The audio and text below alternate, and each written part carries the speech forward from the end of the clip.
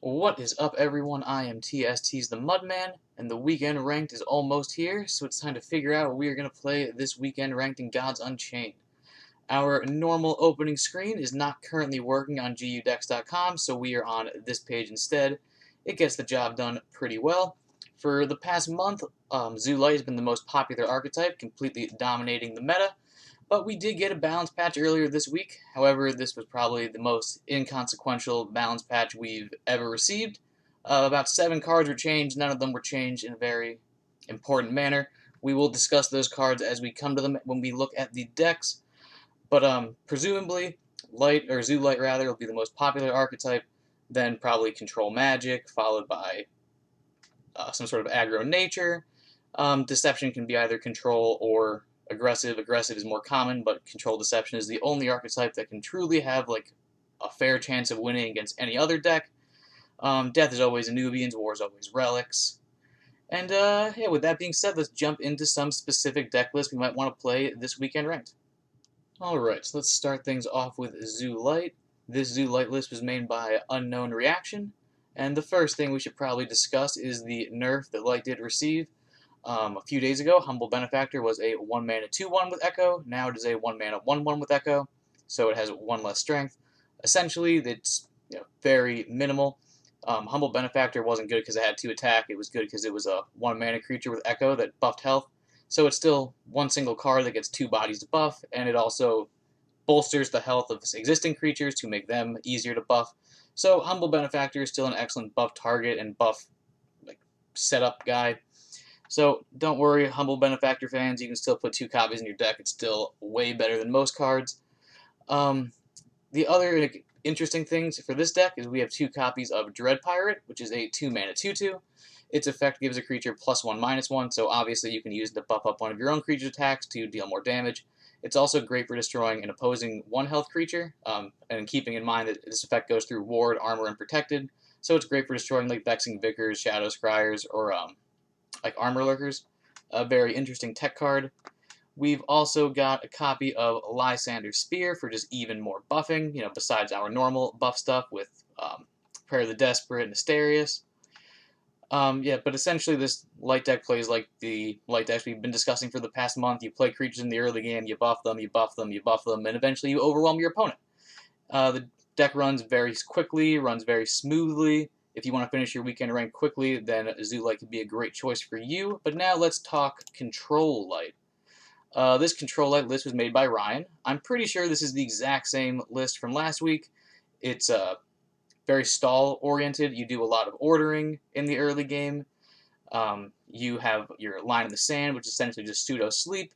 You can put everything back into the bottom of everyone's deck with Lysander's Mercy, and then you just play creatures indefinitely with your Radiant Embalmer plus Inescapable Duty Loop to eventually just overwhelm your opponent. Control Light is not as popular as Zoolight, but it has been generally better than Zoolight. The games just take far longer, and the deck is way more expensive, and hence more people play Zoolight. But if you are down for some long, grindy games and you want to do very well over the weekend ranked, then a Control Light list like this could be great for you. Alright, next up we have Control Magic. This Control Magic list was made by 5 question marks. It is very similar to the Control Magic list we've been featuring for the past month. It has just a litany of different AoE removal cards. We have 2 Tracking Bolts. We have Lightning Talisman, which is kind of like AoE. We have the Unannounced Arrival, Crystal Rain, 2 Shape Blast, 2 Stormstresses, which is a creature and AoE. Unbound Flames. And then Mormag is also AoE, but I would classify him more as a finisher. We also have some great early game single target removal. We have the 2 Blizzard Bolts, 2 Star Shard Bolts, so 2 copies of all 3 of the bolts.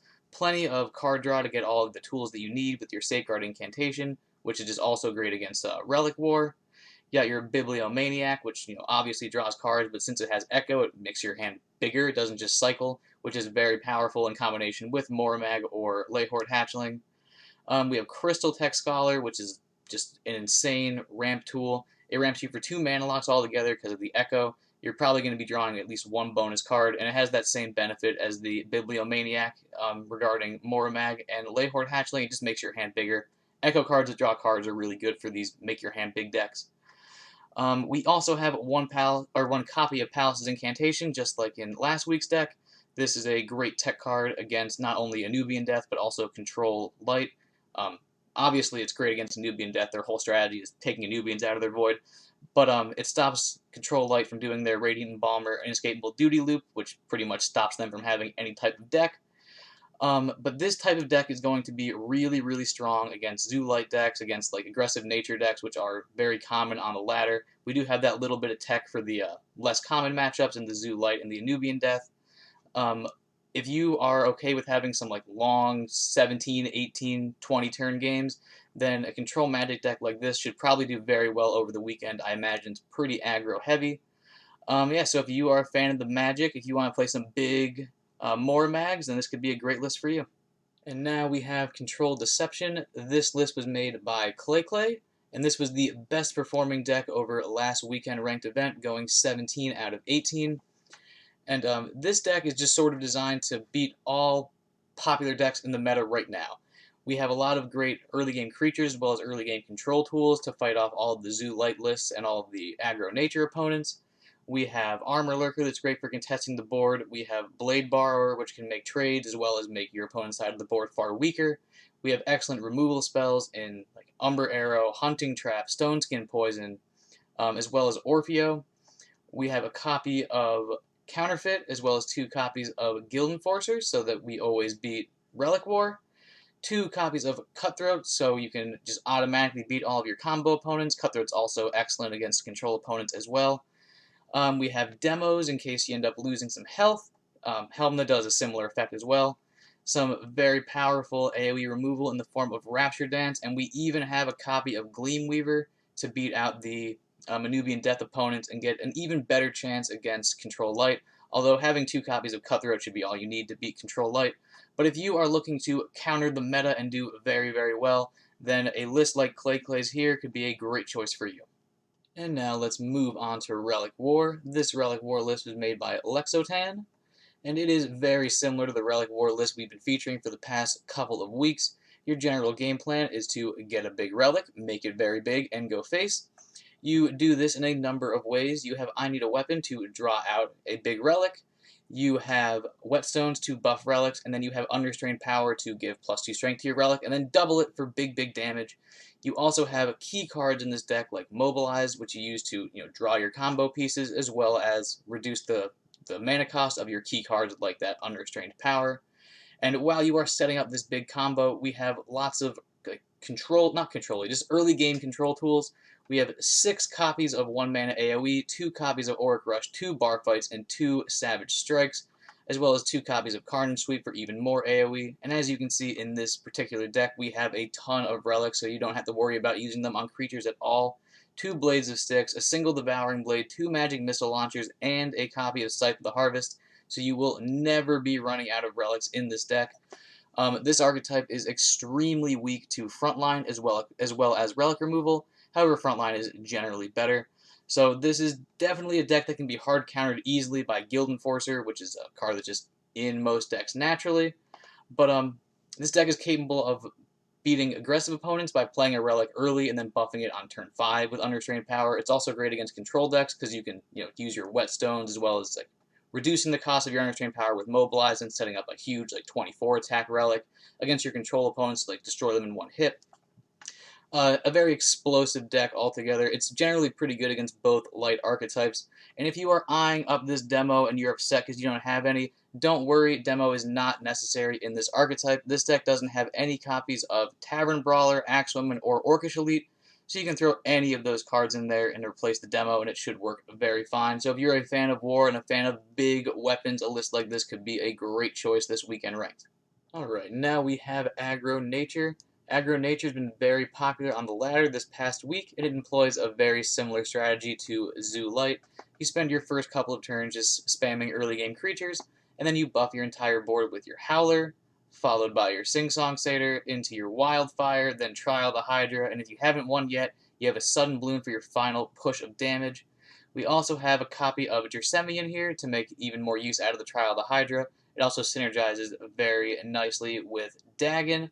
So, like I said, this is functioning a lot like Light.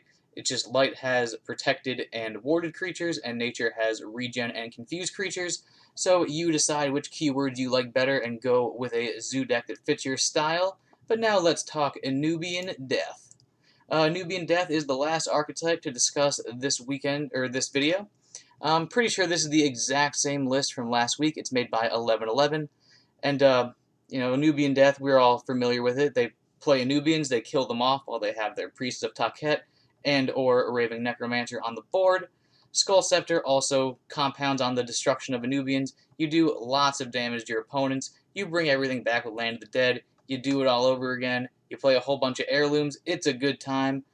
The games are very linear, but Nubian Death has proven week after week that it is an archetype that wins a lot of games. So if you're a fan of the Nubians, you should do fairly well this weekend ranked with a list like 1111's. Alright, so we've done all the thinking, all the talking, all the clicking. What is the conclusion? What is the best deck to play this weekend ranked event? Well, I'm going to hit you with a curveball. I say this week we play Deception. We've had enough weeks of just playing Zoolight. Clay proved last week that a good control deception list like this has a good game against pretty much any matchup. So if you're looking to counter the meta, if you're looking to not have any 90-10 matchups, then a deck like this could be great. But whatever you decide to play, try to have fun, tell us how you did in the TST Discord, and have a wonderful day. Hey, you! Did you know that subscribing to the TST YouTube channel will increase your win rate by 6.9%? So what are you waiting for? Subscribe to the channel and hit the bell for notifications. And while you're at it, equip Scythe of the Harvest and attack the like button directly in the face. Bye-bye!